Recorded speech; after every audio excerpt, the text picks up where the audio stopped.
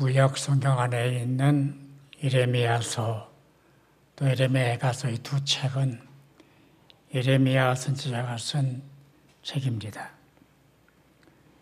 예레미야가 태어난 곳은 예루살렘 동북쪽 한 4.8km 지점인 아나돗이라는 동네에서 태어났습니다. 그 아버지는 hilki야라는 제사장이었고요. 또 베냐민 지파 후손이었습니다. 20살에 예언자로 부름받아서 40년 동안 결혼도 하지 않고 예언 활동을 했던 사람입니다. 당시 4대 예언자가 있었는데 이사야, 에스겔, 다니엘, 예레미야를 앞에서 4대 예언자라 불렀습니다. 예언자라고 하는 것은 하나님의 말씀을 받아서 그대로 백성들에 선포하는 사람을 말합니다. 그래서 예레미야서를 보면은 여호와의 말씀이 여호와가 이같이 말씀하셨다. 여호와의 말이니라. 그 히브리어는 코 아마르 야훼라고 되어 있습니다. 157번 반복이 됩니다. 그 뜻은 내가 하는 말은 내 말이 아니다. 하나님의 말씀이다. 하나님이 나더러 하라고 해서 이 말씀을 너에게 전한다. 그런 뜻입니다. 예레미야 예언의 핵심을 간추려 보면 첫째, 바벨론의 침략으로 나라가 망한 것은 죄 때문이다. 부패하고 타락했기 때문이다.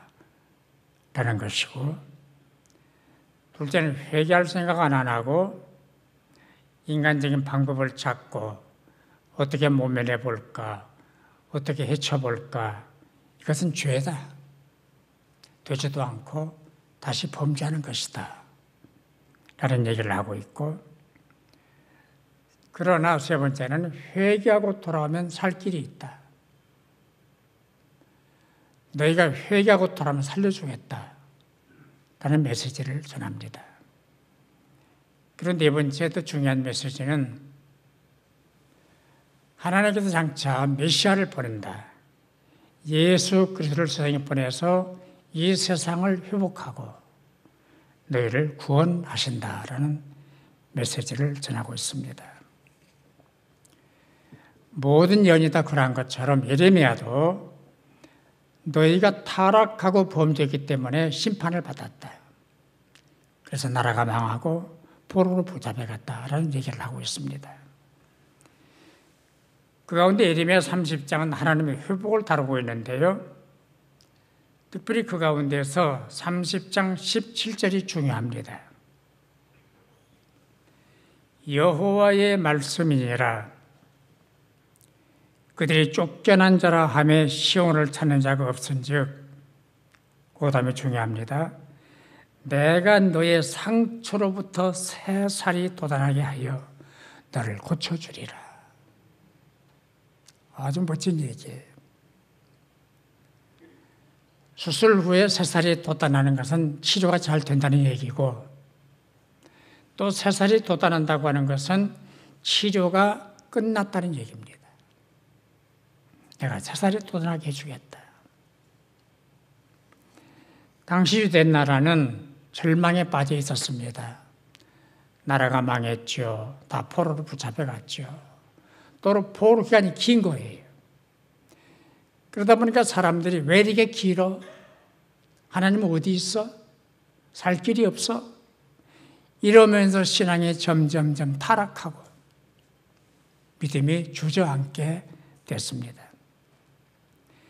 그때 그 상황을 예레미야가 이렇게 설명을 합니다. 30장 12절인데요. 내 상처는 고칠 수 없고 내 부상은 중하다. 30장 13절을 보면은 내 상처는 약도 없고 처방도 없다. 14절을 보면은 내 악행이 많고 내 죄가 크다, 많다. 고칠 수도 없고 약도 없고 처방도 없고. 이유가 뭐냐? 죄 때문이다. 하나님을 떠났기 때문이다. 여기서 잠깐 우리네 상황을 좀 살펴볼 필요가 있습니다. 코로나 사태가 발발한 지 1년 반이 돼갑니다. 미국의 재벌 빌 게이츠가 그런 말을 했어요. 백신이 나왔기 때문에 2022년 말쯤 되면은 코로나가 끝날 것 같다. 그렇게 될 것이다 라고 했습니다. 제발 그러면 좋겠어요. 코로나가 지구를 떠나면 좋겠어요. 빌 게이츠는 전염병 대처를 위해서 빌 앤드 멀린다 게이츠라는 자선재단을 만들었습니다. 그리고 코로나 퇴치를 위해서 그 재단에다가 10억 7천만 달러, 우리 돈은 1조 2천억이 넘습니다. 그런 돈을 기부를 했어요. 우리나라도 그런 부자가 10만 나와도 코로나가 백신이 개발될 것 같아요. 그러나 빌 게이츠가 한 말은 바람이에요. 그렇게 되기를 희망하는 거예요. 빌 게이츠는 예언자도 아니고 코로나를 자기 마음대로 좌지우지하는 사람이 아니지 않습니까? 코로나 끝나게 해주겠다. 새살이 돋아나도록 치료해 주겠다. 이 말은 하나님만 하시는 거예요. 사람은 못해요. 하나님만 하시는 거예요.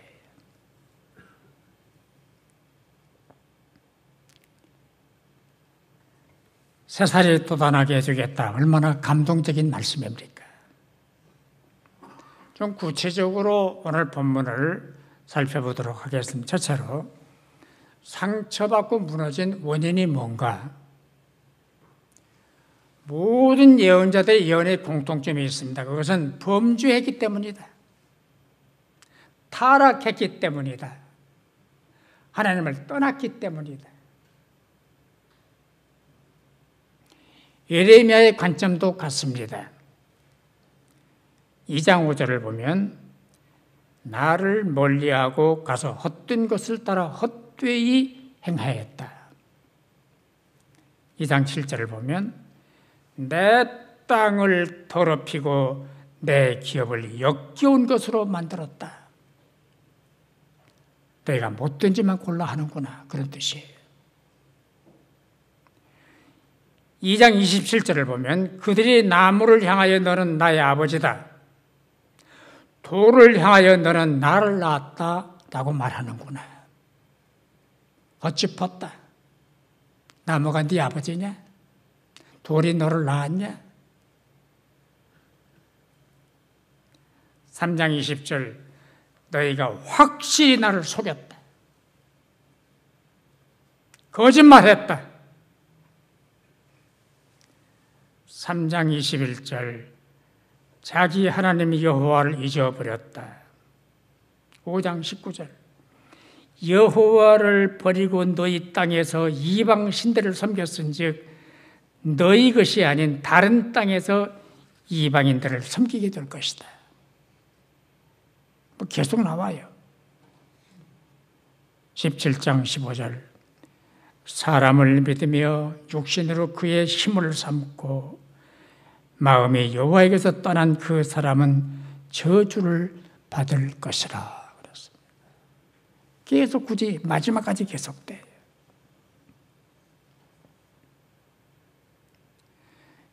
그때나 지금은 심판의 원인은 똑같습니다. 이사야 59장 1절 2절도 같은데요. 제가 읽겠습니다.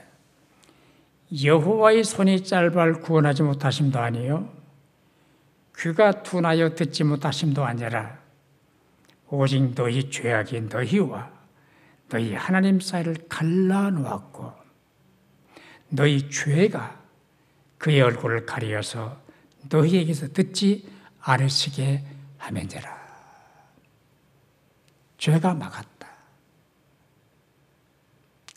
그래서 하나님 듣지 못하신다. 안 들으신다. 하나님 떠나고 우상 숭배하고 교만하고 회개하지 않고, 이게 심판의 원인이에요. 하나님이 코로나를 통해서 우리에게 뭘 말씀하실까요?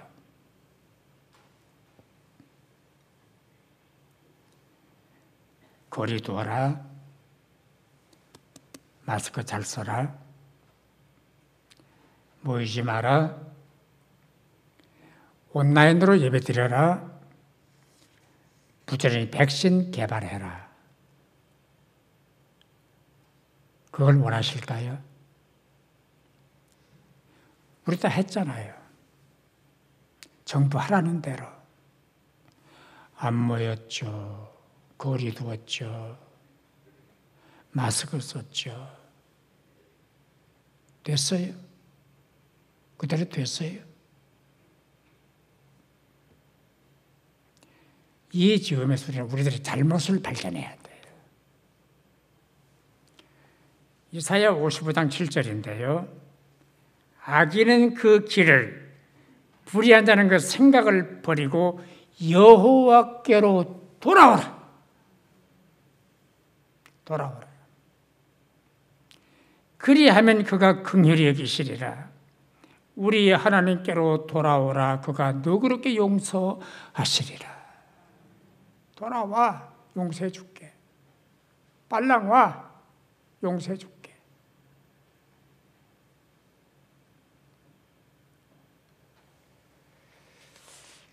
언제부턴가 회개라는 말이 슬며시 자취를 감췄습니다. 그 이유는 요즘 사람들은 성공해라, 잘한다, 잘했다, 복받아라, 그러면 좋아한대요. 반대로 회개해라, 돌이켜라 이런 말하면 싫어한대요. 그래서 그런 말을 안 한대요.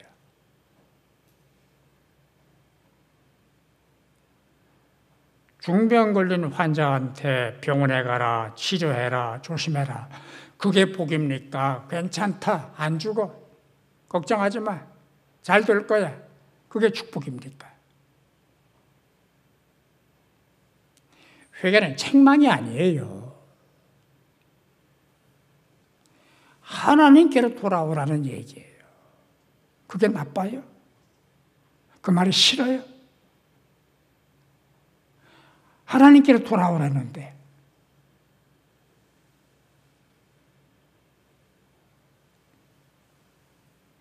하나님께로 돌아온 사람은 살았고 하나님 떠난 사람은 죽었습니다. 하나님께로 돌아온 사람은 흥했고 돌아오지 않은 사람은 망했습니다. 성경에 수많은 사람들이 등장하지 않습니까? 그들을 둘로 나눌 수가 있어요.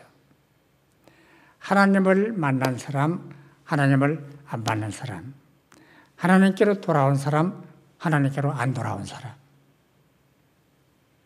에서와 야곱을 예로 들겠습니다. 에서와 야곱은 쌍둥이인데 이삭의 두 아들입니다. 둘째 아들 야곱은 어려울 때, 힘들 때, 괴로울 때, 답답할 때, 넘어졌을 때 하나님을 찾는 거예요. 근데 반대로 형 에사는 그 반대입니다. 창세기 36장 6절을 보니까 에사가 아내들과 자녀들과 모든 사람과 모든 가축과 모든 짐승과 모든 재물을 이끌고 그의 동생 야곱을 떠나 다른 곳으로 갔다 그랬어요. 근데 주경학자들은 이 부분을 이렇게 해석을 해요. 동생을 떠나 야곱을 떠나 다른 곳으로 갔다는 하나님을 떠나 딴 곳으로 간 거예요. 그렇게 해석을 해요. 하나님을 떠난 에서는 하나님 없는 이방 부족의 조상이 됐습니다. 에돔 족속의 조상이 되는데 에돔 족속은 계속 이스라엘을 괴롭히는 거예요. 침략하고 괴롭히고 길을 막고 가로막고 딴지를 걸고 그 조상이 된 거예요. 그래서 야곱은 돌아왔습니다. 창세기 31장 17절 18절을 보니까 야곱이 일어나 자식들과 아내들을 낙타에게 태우고 그 모은바 모든 가축과 모든 소유물 곧 그가 바단 아람에서 모은 가축을 이끌고 가나안 땅에 있는 그의 아버지 이삭에게로 가려 할세. 그랬어요. 야곱은 돌아온 거예요. 에서는 떠났고 야곱은 돌아왔습니다. 에서는 하나님을 멀리했고 야곱은 하나님께로 돌아왔습니다. 그래서 복을 받은 거예요. 그래서 회개라고 하는 것은 일단 가던 길을 딱 멈추고 더 가면 안 되지. 더 가면 벼랑이지. 돌아서야지. 그리고 돌아서는 게 회개예요.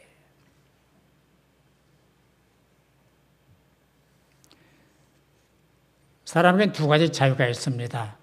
하나님으로부터 떠날 자유가 있고 하나님에게로 돌아올 자유가 있습니다. 떠나면 죽고 돌아오면 삽니다. 두 번째는 몇 가지 사례를 찾아보겠습니다. 히스기야 왕은 남왕국 유다 13번째 왕이었습니다. 다윗 왕 다음으로 정치를 잘해서 존경받고 사랑받는 왕이었습니다. 그때 죽을 병이 든 거예요. 빡빡으로 노력해서 고칠 길이 없어요.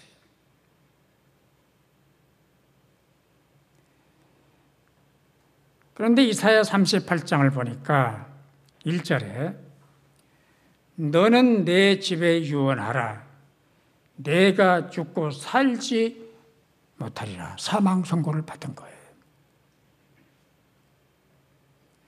그 말을 듣고 히스기야가 38장 2절을 보니까 히스기야가 얼굴을 벽으로 향하고 여호와께 기도하여 이르되 중요한 것은 38장 5절입니다. 내가 내 기도를 들었다. 내 눈물을 보았다. 히스기야는 기도한 거예요. 통곡했어요. 울었어요. 내 왕은 울면 안 돼요. 또는 백성이나 신하가 보는 앞에서 울면 안 돼. 왜? 왕의 자존심과 리더십이 흔들리게 돼요. 약자로 보이게 돼요. 그런데도 히스기야는 울었습니다. 통곡했습니다. 눈물을 쏟았습니다. 왕이 대수냐 하나님이 중요하지. 왕이 크냐 하나님이 크지. 통곡을 하는 거예요. 그래서 살았어요.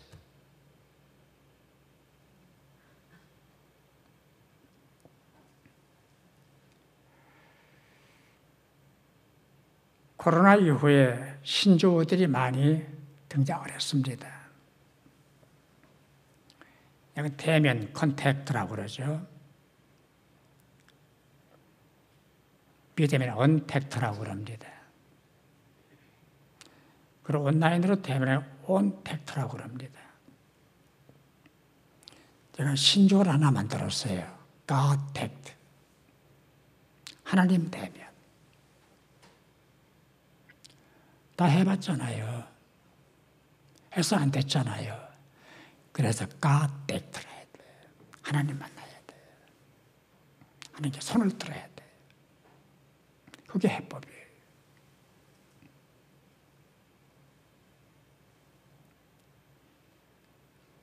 하나님을 어떻게 만납니까? 온라인으로 만납니까? 카톡으로 만납니까? 아니에요. 기도로 만나고 예배로 만나는 거예요. 기도로 만나고 예배로 만나는 거예요. 출애굽기 15장 21, 27절을 보면 마라라는 곳에 갔는데 물이 썩어서 먹지를 못하는 거예요.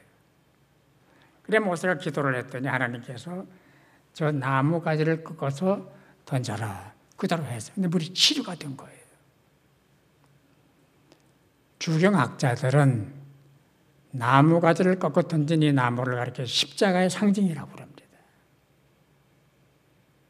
죄 십자가로, 질병 십자가로, 고통 십자가로, 아픔 십자가로, 십자가를 던져라. 십자가를 붙잡아라. 십자가가 해결하는 거예요. 출애굽기 15장 26절을 보면은 나는 너희를 치료하는 여호와니라 그랬어요. 원문의 뜻을 살펴보면 나는 너희를 고치는 의사다 그런 뜻이에요. 내가 의사다. 내가 고쳐줄게. 내가 치료해줄게. 그런 뜻이에요. 의사 하나님, 의사 예수 그리스도. 바로 그게 해법입니다. 우리가 백신 개발 그럽니다마는 왜 주사 맞는데 변종 바이러스가 나옵니까?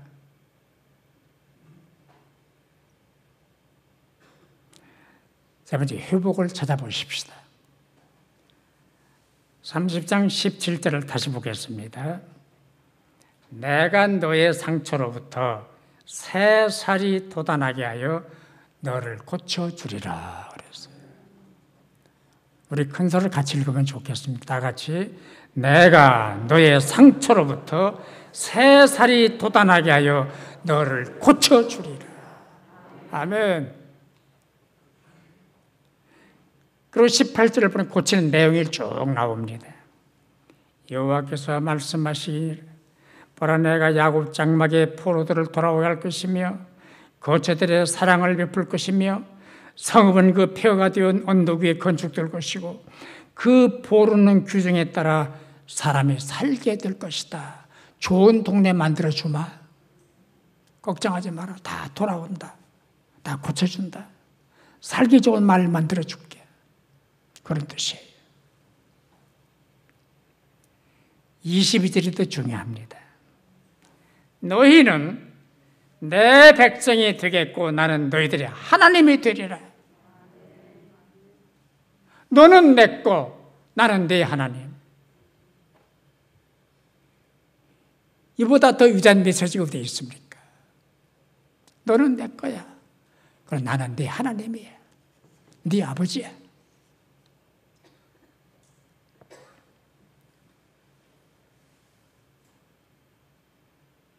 절대 버리지 않겠다는 약속을 몇 구절을 찾아보겠습니다. 이사야 43장 1절인데요. 내가 너를 구속하였고 내가 너를 지명하여 불렀나니 너는 내 것이라. 49장 15절입니다. 여인이 어찌 그 젖먹는 자식을 잊겠으며 자기 폐에 사는 아들을 긍휼히 여기지 않겠느냐. 그들은 혹시 잊을지라도 어미는 자식을 잊을지라도 나는 너를 잊지 아니할 것이라.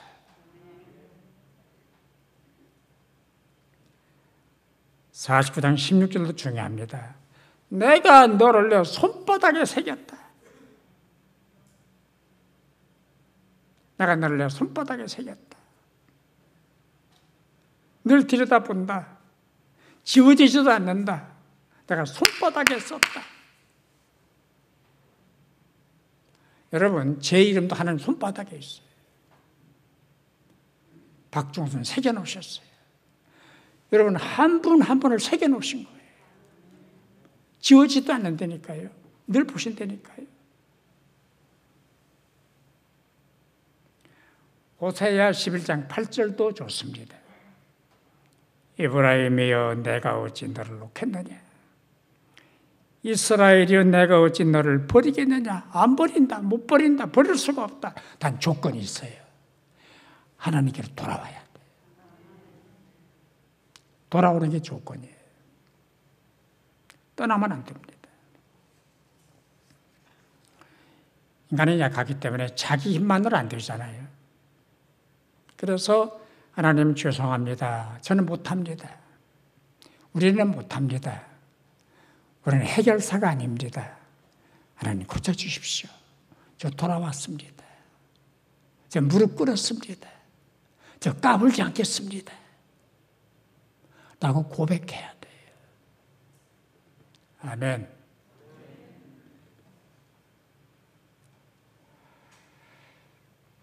요즘 사람들은 걱정이 많습니다.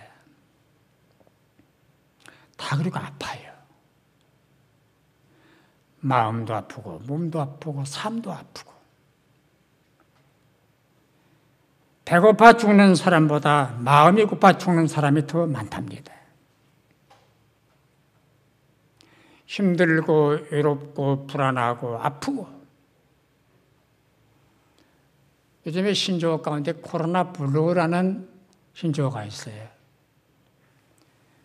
코로나라는 말과 블루, 우울감이라는 말 합해서 된 단어래요. 코로나 블루. 이게 장기화되면서 사회적 거리두기가 점점 심해지고 대면은 안 되고 밖에서 나갈 수가 없고 장사도 안 되고 회사도 잘 안 되고 되는 건 몇 개 빼고는 안 되잖아요. 심리적으로 불안하죠. 경제적으로 불안하죠. 그래서 사람이 우울한 거예요. 코로나 블루. 하나 예를 들어보겠습니다. 미국 인구를 3억 정도로 봅니다. 미국 사람들이 개인이 보유한 총기 수가 3억 9,300만 장이라고 합니다. 모든 국민 다 총을 가지고 있는 거예요. 전 세계 총기 보유량의 43%를 미국 사람이 소유하고 있습니다. 특별히 코로나19 이후에 총기를 사들이는 사람이 10배로 불어났대요. 왜 총기를 구입하느냐? 불안하니까. 자기를 지켜야 되니까. 그래서 총을 사들인 거래요. 그런데 2020년 한 해 동안에 미국에서 총기 사고로 죽은 사람이 43,536명. 총이 미국을 지킵니까? 코로나를 막습니까? 불안을 해소해줍니까?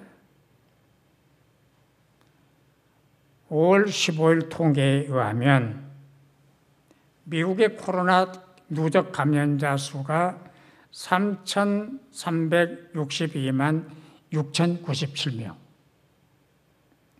누적 사망자가 59만 8,540명. 최첨단 과학의 나라 미국. 전 세계 백신의 27%를 개발하고 만들어내는 나라 미국. 전 국민이 한정씩 총을 가지고 있는 나라 미국. 왜 불안할까요? 왜 코로나를 못 막을까요? 안 되는 거예요. 그걸로 안 돼요. 왜? 인간은 전능자가 아니에요. 자기를 믿으면 안 돼요. 앞으로도 하나님 의면하고 하나님 부정하고 하나님은 무시하고 백신 만세만 부른다면 재앙은 떠나지 않을 것입니다. 못 떠날 거예요.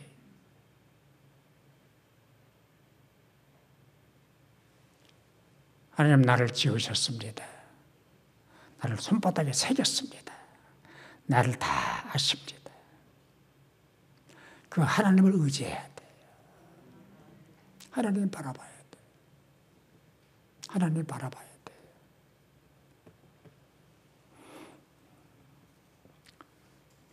두 구절을 기억하십시다.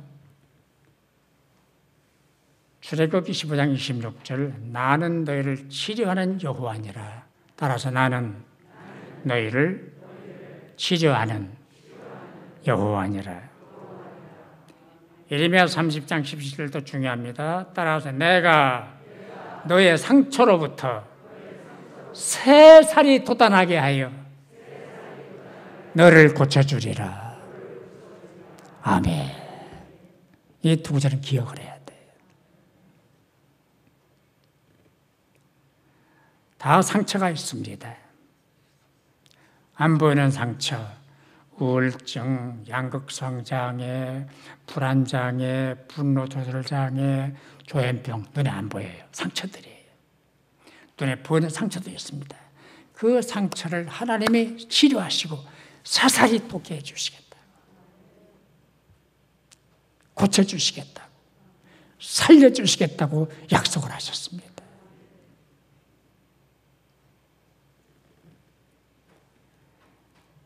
(1895년에) 독일의 물리학자였던 빌헬름 렌트겐이라는 사람이 엑스레이를 발견했습니다. 그것 때문에 1901년에는 노벨 물리학상을 받기도 했습니다. 이 엑스레이가 얼마나 많은 질병을 치료하고 현대의학에 기여를 하고 지금도 하고 있고 많은 사람을 살렸습니다. 고대 이집트에서는 태양광선으로 백혈병을 치료했더라고요. 그리고 BC 6세기에는 인도에서 햇빛을 가지고 사람들을 치료했어요. 그러나 주전 440년경 구약의 예언자 말라기는 장차 예수 그리스도가 치료의 광선으로 세상에 오셔서 인간의 죄를 치료하고 인간의 아픔을 치료하고 인간의 질병을 치료하고 인간의 고통을 치료한다고 예언을 했습니다. 그 예수가 오신 거예요. 의사로 오셨어요. 치료자로 오신 거예요. 새 살이 돋아나게 하리라.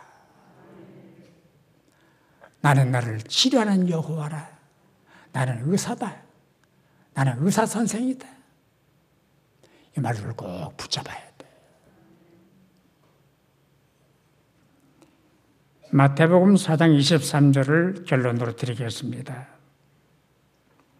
앓는 자, 각종 병에 걸려서 고통당하는 자, 귀신 들린 자, 간질하는 자,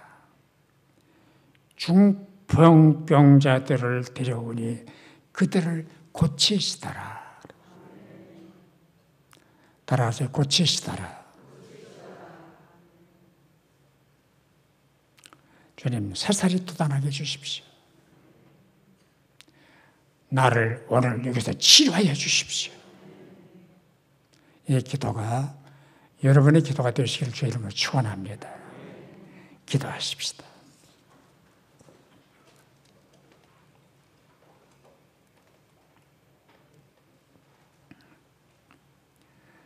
자비로우시고 살아계신 아버지 하나님, 말씀을 나누게 해주셔서 너무나 감사합니다. 믿음으로 기도합니다.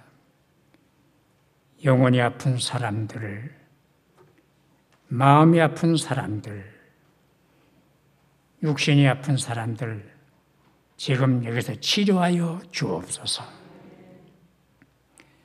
우리네 가정도 치료해 주옵시고, 교회들도 치료해 주옵시고, 새 살이 돋아나게 하여 주옵소서. 대한민국도 새살이 돋아나게 하여 주옵소서. 여기서 우리를 고치시고 영광을 받아 주옵소서. 믿고 기도합니다. 싸매실 줄로 믿습니다. 고치실 줄로 믿습니다. 새살이 돋아나게 하실 줄로 믿습니다. 고침받고 건강한 그리스도인이 되게 하여 주시고 하나님의 자녀로 살고 일하고 섬기며 살아가게 하여 주옵소서. 믿사옵고 예수님의 이름으로 기도하옵나이다. 아멘.